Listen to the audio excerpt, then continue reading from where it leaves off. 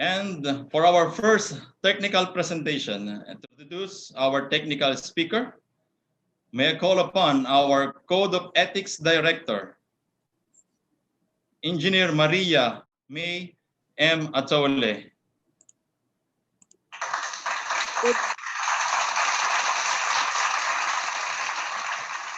Good morning and good afternoon to all.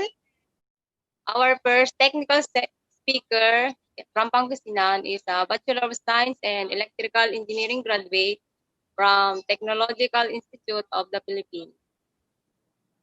Has demonstrated through a successful 22 years health, safety, and environment management career and ability to lead poorly performing facilities to top quartile performance. The person behind Rodic, who designed the Safety Officer Program for construction, petrochemical and oil and gas, onshore and offshore, that trained and qualified thousands of Filipinos who are now working as safety professionals worldwide.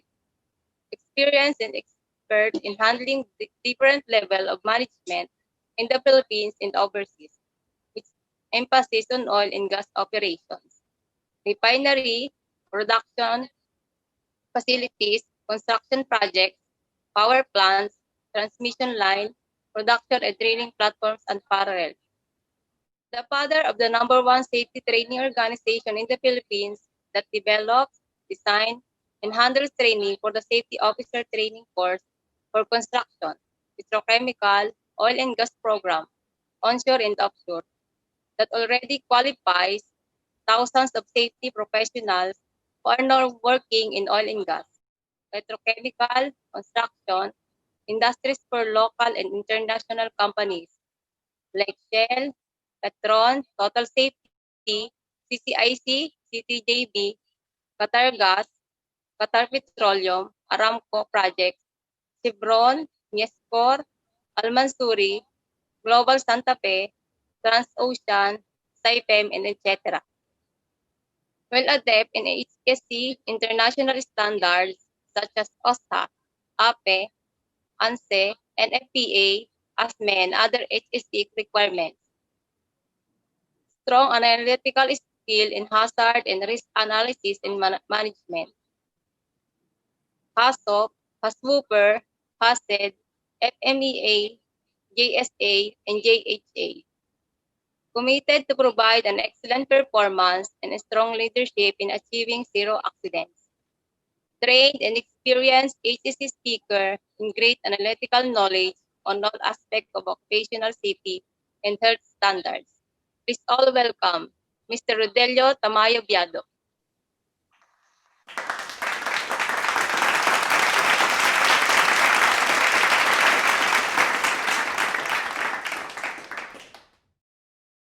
Anyway, sobrang haba naman ng introduction.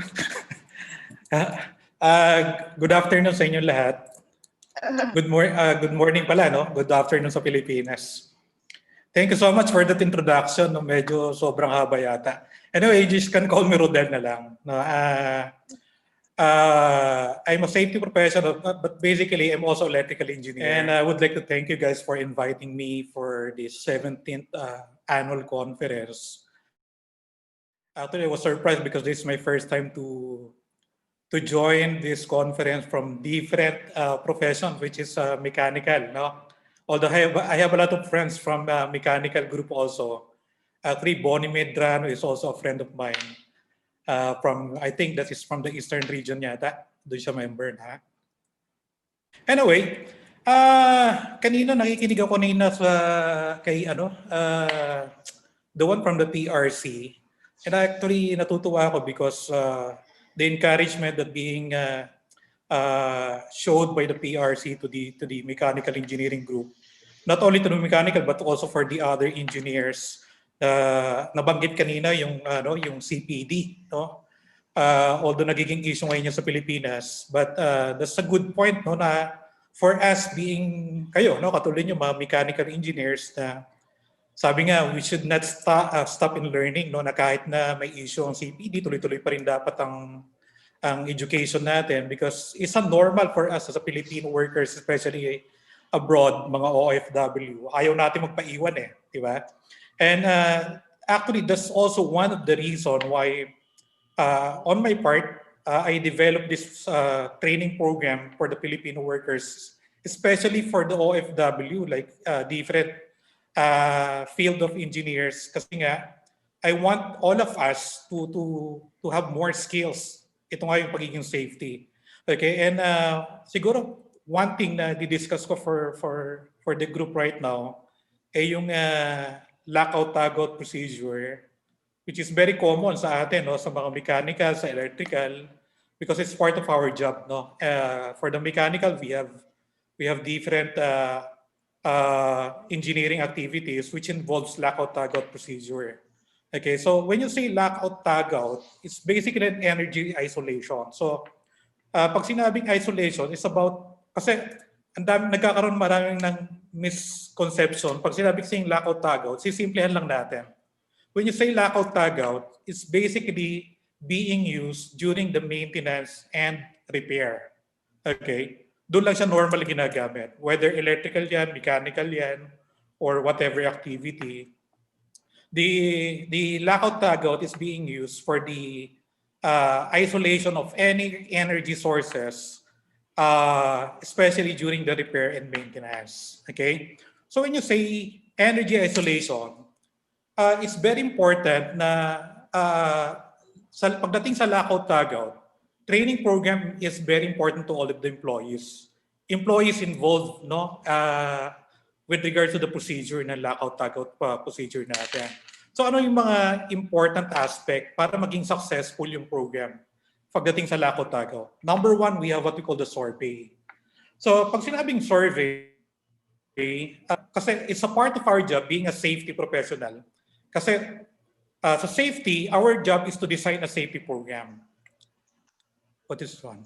Okay, design a safety program, and our job is to survey the project, survey the operation, the activity. What are the necessary operation na kailangan natin gawan ng procedure for the lockout-tagout? So the moment na survey natin yan, we identify all the activities that require the lockout-tagout procedure. That's the time that we create the safety committee for the project, which is normally all of the supervisors are also involved for the committee ng safety department. So ang trabaho ng safety committee is to design the policy and procedure. Ngayon, just in case, if you're in mechanical department and you become a safety you are the mechanical supervisor, technically we invite the supervisor to be part of the safety committee, because the mechanical supervisor can also provide detailed information with regards to the activities that they have in their companies or in their projects. So kami kasi sa safety, we provide the policy and procedure na hindi pwedeng kami lang. Kailangan involved palagi yung mga supervisors. And kasama dyan yung pag-identify natin ng mga hazards sa activity natin. Pinag-aaralan namin lahat yung mga yan. Then we create the risk assessment. No, even yung mga machines, we need to identify how this machine works, how this plant works. Kasi pagdating sa lockout-tagout, hindi pwedeng basta ilalak ko na lang yan. So we need to coordinate with the supervisors and the operation or the operator of the power plant. Then pag-aaralan din natin what are the necessary lotto device that we need to use. Kasi ang daming lockout-tagout devices and accessories na kailangan gamitin. Ngayon, hindi pwedeng, for example, bibili na lang ako ng device na gusto ko. Basically, we need to understand ano-ano yung mga equipment na kailangan nating paggamitan ng lockout-tagout. Ano-ano yung mga lockout-tagout na accessories na kailangan ko i-purchase para maging applicable dun sa activities natin. And whatever equipment or accessories na bibili natin, again, babalik na naman tayo sa training. We need to train our supervisors, we need to train our workers how to use those equipments and devices. And basically, yung installation and implementation, lahat yan kailangan may procedure. Kaya nga sabi natin sa company, laging merong written procedure na sinusunod. So hindi pwedeng kung ano yung gusto ng supervisor, yun ang susundin lang natin. No? Lahat dapat documented. Lahat dapat nasa written procedure natin. Okay, then after that one, tuloy-tuloy pa rin yung training program. Yung audits, kailangan ginagawa din natin kung nagagawa pa rin ba yung tamang lockout-tagout procedure for the company. Okay? Ngayon, Ang sabi dito, no, lahat ng company kailangan daw merong written procedure pagdating sa safety. With regards to this, kasi itong lockout-tagout is only part ng safety program. Pagdating kasi sa safety program, maraming procedure. May scaffolding activity, may excavation, merong confined space. Iba pa rin yung lockout-tagout activity natin. Kaya nga, for every company, we have what we call the PTW also, the permit to work activity or the permit to work procedure. Sa permit to work procedure, lockout-tagout is also part of the activity, sa permit to work natin. Ngayon, anong involvement, for example, sa part ng mechanical? Yung mga supervisors natin, you can be actually recognized as one of the permit receiver. Okay? Kasi when you define permit receiver, I have here definition. No? Ito yung basic definition. Pag sinabing permit receiver, is a person has been trained, certified, and authorized. Remember the three keywords, no? Trained, certified, and authorized. So when you say trained, dapat na-train ka how to do the receiving no nung lockout-tagout. Kasi permit receiver ka nga. Okay, so kailangan alam mo kung ano yung equipment na ila-lockout-tagout mo. Alam mo dapat yung mga valves na kailangan ila-lockout-tagout natin. So yung mga yun, hindi pwedeng basta binigyan ka na lang ng ID to become permit receiver. So normally, you will be trained, you will be certified. Pag sinabing yung certified, dapat meron kang proof, evidence.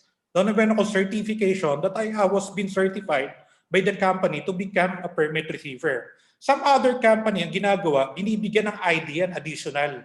So for example, mechanical supervisor ako, add on to my ID, I will have my additional ID as a permit receiver, authorized permit receiver.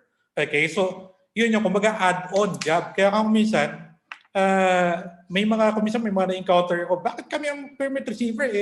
Supervisor ako.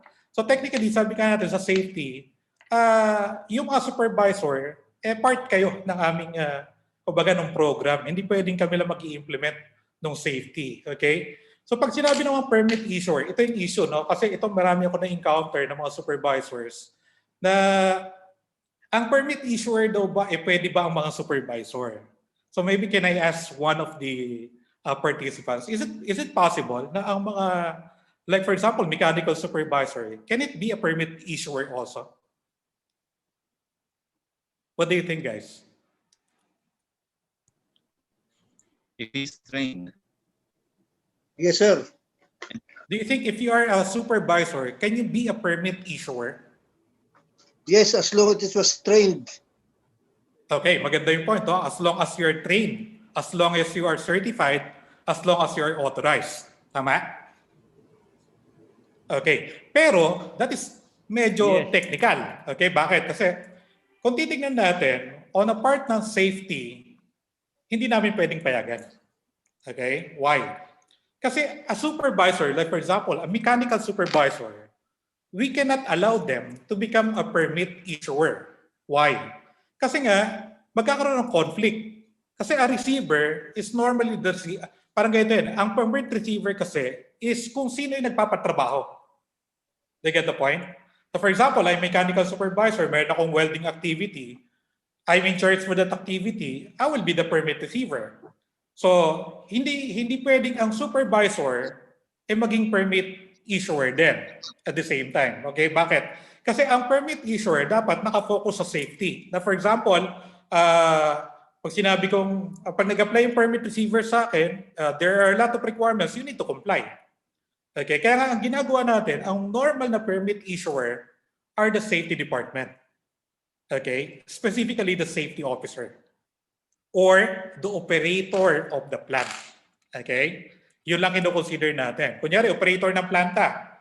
Because why we need to consider the operator of the plant? Because siya yung in charge sa buong operation. So ako yung magsasabi na, hindi kayo pwede magkaroon ng lockout-tagout dito sa planta because magkakaroon ng shutdown pag nilockout-tagout ninyo yung valve na yan. So one of the operator can be considered to become permit issuer. Pero most of the supervisors sa field, hindi na namin kinoconsider as a permit issuer. Kasi nga, they have their own specific jobs. Like a supervisor sa mechanical, electrical. Kailangan nakafocus lang sila doon sa trabaho nila. So sila yung isa-certify namin to become permit receiver naman. Okay, so kaya ang nag-uusap lang sa permit to work natin, kung may lockout tagout operation is the permit receiver and the permit issuer. Okay, so kung sino lang yung certified, yun lang dapat ang pwede mag-usap. So, hindi pwedeng, for example naman ganito, I'm the mechanical supervisor, meron akong foreman. Pwede ko bang utusan yung foreman ko to apply for the permit in behalf of me? Is it possible?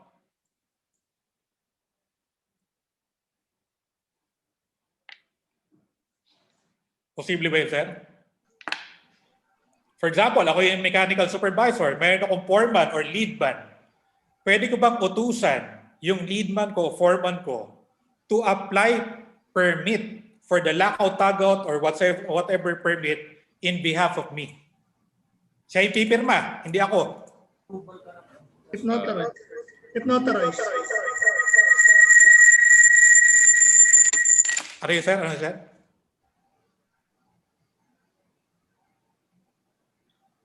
Yes, I think if on his behalf, hindi pwede.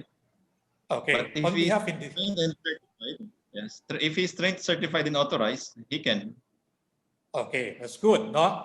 Oh, so at least clear sa atin yon, no? Again, maliwanag sa atin kasi that is under ng safety, bawal yon. Okay? Kung sino lang yung authorized, kasi sa permit to work natin, yung permit receiver, kailangan niyang ilagay, parang doktor yan eh. Sabi nga kanina no, sa PRC, di ba? Pag mechanical tayo, pipirma tayo, lalagay natin yung license number natin eh. The same manner sa permit, when you apply permit for the lockout tagout, for example, at ako yung permit receiver, I have to write down my name and my ID number as a permit receiver. So hindi ko pwedeng ipagamit. Bakit? Because I will be liable for that one. Kasi ako yung nag-apply ng permit. Ngayon, kung iutos ko sa ibang tao yon, liability ko pa rin kung ilalagay yung pangalan niya. At the same time, kung ako naman ang permit issuer at nag-apply sa akin ng permit, yung taong walang maipakita sa akin ID niya as permit receiver, hindi ko rin naaprubahan. Naintindihan ba? Kaya nga ganun ang usapan eh. Ang kakausapin ko lang as permit issuer is the permit receiver na merong ID para malaman ko kung authorized ba siya, trained ba siya, o certified siya. If not, I will not talk to this guy. I will look for the person in charge. Sabihin ko, can I talk to your supervisor? I need to check the permit receiver ID. I-check ko rin no, kung yung bang ID niya is valid pa. Kasi posibleng yung kanyang ID is expired na for 1 year. You get the point, guys? Kasi yun eh. Bakit yung mga ID is valid for 1 year? Kasi nga, sa permit to work, sa safety, continuous yung training. Continuous yung education program for the permit issuer, permit receiver, for the lockout, tagout activity personnel na involved para ma-update sila ano yung mga bagong equipment and devices na ginagamit natin for the lockout procedure. Okay? So are we clear for that one, guys? It's clear, it's clear. Okay, thank you. What are the energy sources? Ito yung mga normal na energy sources na ginagamitan natin lang lockout tagout. Kasi very common na yung electrical eh. Very common na yung mechanical. Okay? So, yung pressure, yung iba medyo familiar na for that one. So, pag sinabi electrical kasi energy, kumbaga contact with energy circuit, unexpected startup ng equipment, kaya nilalagyan ng lockout tagout. I do remember before when I'm starting my career as safety officer, I attended one training program in Japan. May isang nabanggit sa akin, sabi, saan ba nag-start yung lockout tagout procedure na yan? If you're familiar, guys, di ba sa Pilipinas, if you're aware dun sa outlet natin, yung tugang lang na outlet, pag nakita natin yun, may nakita kayo sa dulo, parang may butas. Have you seen that one before, guys? Yung normal na saksakan. Yung hinasaksak natin sa outlet. May dalawang butas yan. I asked the Japanese guy before, sabi ko, what's the purpose of that one? Ang sabi niya before, although siguro dahil kwentong barbero lang nila, sabi niya, dinesign daw ng mga Japanese yon para pag umalis siya ng bahay, yung kasambahay niya, hindi gamitin yung mga TV nila, yung mga equipment nila, kasi nilalagyan niya ng lockout tagout yung outlet. Yung dalawang butas na yon, lalagyan niya ng chain, lalagyan niya ng padlock para hindi maisaksak doon sa mga socket sa bahay nila. So, yun yung parang naging history ng lockout tagout. Okay? So after that one, na-develop na yung mechanical. Di ba sa mechanical, normally yung mga equipments din natin, yung mga latches natin, yung mga gears, lahat yan kailangan nating pag sinarado natin yung mga valve, kailangan lagyan natin ng chain or mga cover. So we provide the lockout and tagout procedure for that one. We also have the thermal, stored energy, we have the hazardous material. No? Even hazardous material, ginagamitan po natin ng lockout tagout. Okay? And very common, no? Sabi natin, lockout tagout procedure natin. Number one, when you say lockout tagout, kasi there are some companies na gumagamit ng printed documents lang. For example, magpiprint lang ako ng cardboard, no? Colored cardboard, lalagyan ko ng logo ng lockout tagout. Alam niyo na, there are companies na minsan nagtitipid, di ba? They don't want to purchase the standard devices and equipment for the lockout tagout na normal na ginagamit. Kumbaga, is it possible na yung mga improvised accessories and device pwedeng gamitin for the lockout tagout activity?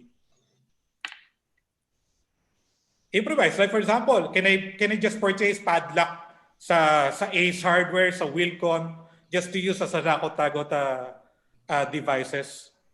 Do you think that's possible? Yes, sir. As long as it will serve the purpose of keeping the equipment secure. Okay, but normal yan ang ginagamit natin sa bahay, di ba? Parang pag-aalis ako ng bahay, papadlock ko yung bahay ko. Actually, that's lockout tagout procedure activity already. So the purpose, nami-meet natin. Di ba? Like for example, aalis din ako ng bahay, papadlock ko yung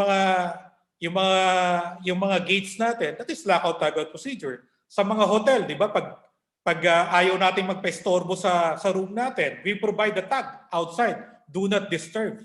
So that is tag-out procedure also. Aside from your padlock sa loob ng hotel mo, pinapadlock natin, nilalagyan natin ng tag sa labas to inform other people, no, na ayaw ko magpa-istorbo. So kung titignan nyo yung concept ng lockout tagout, yes, we can accept those improvised. Pero pagdating sa mga operation natin, like for example, mga planta, no? Mga malalaking company na medyo mataas na yung risk factor, yung hazard mas mataas na, technically, tataasan din natin yung requirements natin for the lockout devices. So hindi na pwedeng improvise lang. Okay, like for example, in Middle East, sobrang init.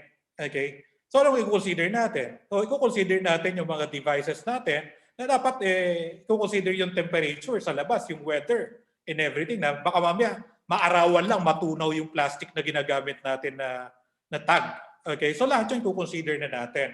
Yung padlock, hindi na pwedeng basta-basta padlock na lang. So in short, meron ng standard na lockout tagout devices and accessories na kailangan gamitin for the hazardous product na encounter natin sa company natin.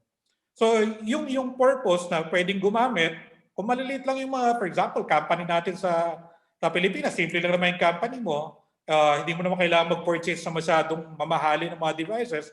Again, basta na-meet natin yung purpose ng lockout tagout natin, it can help.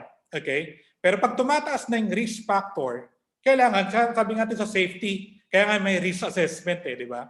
Pinag-aaralan namin, pag tumataas yung risk, tataasin din namin yung safety namin. Okay? So kung yung hazardous can cause, for example, explosion of the power plant, tataasan ko na rin yung aking safety pagdating sa lockout tagout procedure natin. Okay? So yun lang, no? Ganyan lang yung basic, no, na lockout tagout procedure natin. So any question, guys? Yes, any question from the group?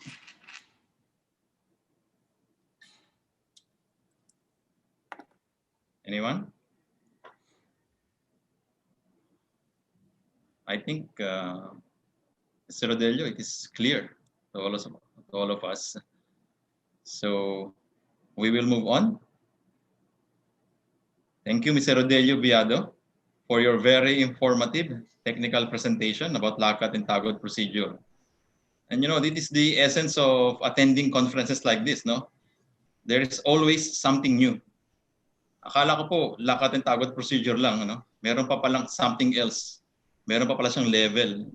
I don't know, baka naging kampante lang kami dito sa Saudi Arabia kasi usually yung mga safety officer namin dito mga Saudis.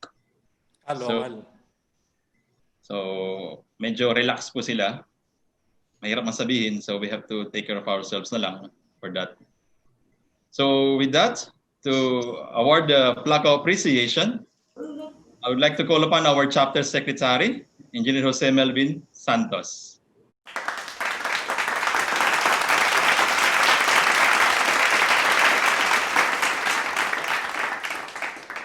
Good morning, everybody.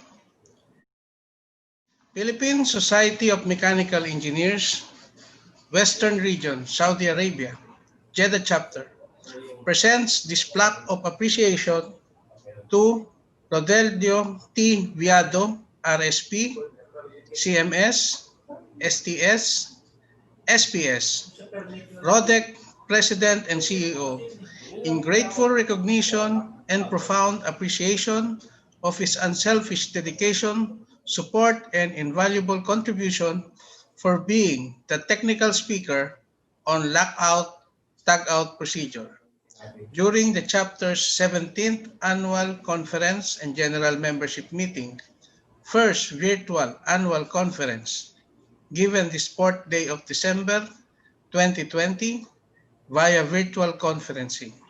Signed, Aldrin Allison D. Lango, Chapter President. Signed, Roselier A. Hunsay Jr., VP Internal Affairs and Conference Chairman. And signed, John Ray O. Madla, Committee on Awards and Recognition Chairman. Mr. Rodelio Tibiado, please accept our humble recognition. Thank you so much again. Again, thank you so much for inviting me to join this 17th conference. Before I end, I would like to invite everyone also. Just in case someday you wanted to have a free training, a safety, although dahil virtual tayo ngayon, pag bumalik ka sa normal, you can always invite me to conduct free training program for the mechanical group, sa grupo ninyo. I can always go to your place, conduct a free training program and give you certification as the additional qualification and requirements for the mechanical engineers. Sabi ko nga, ang RODEC kasi is not only a business for me, and safety is my advocacy already. And gusto kong ma-uplift yung skills natin, mga Pilipino. Not only electrical, mechanical, civil, lahat tayo dapat pagdating sa abroad, mga OFW dapat, mga Pilipino, tayo dapat lagi nauna. Okay, so thank you so much again, guys, and God bless sa inyo lahat. Yes, thank you. Yes, Mr. Rodelio.